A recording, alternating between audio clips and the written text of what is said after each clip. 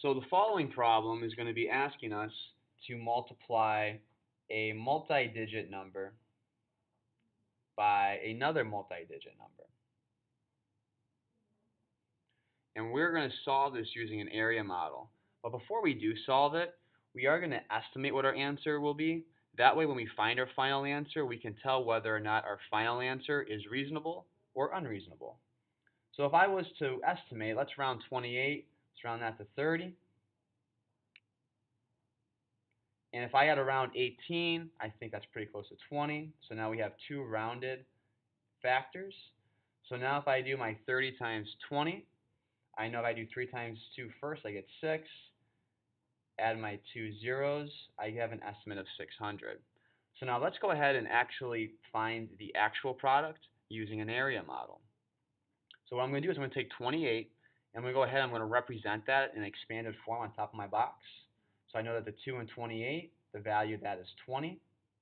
The value of 8 in my ones place is 8. Separate my place values.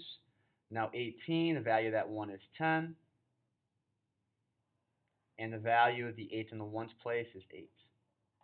So when I solve this problem, you're going to see that I'm going to have a total of 4 partial products.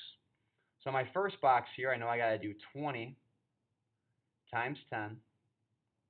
If I do that, I get 200. Next box, I got to do 10 times 8. If I do that, I get 80. My next box, I know I got to do 20 times 8. And if I do that, I get 160.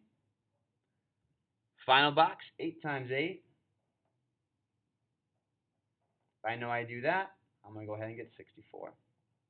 So now that I have my 4 partial products, in order to get my final product, I have to go ahead and got to add up all those values. So I had 200, I had 160, I had 80, and I had 64.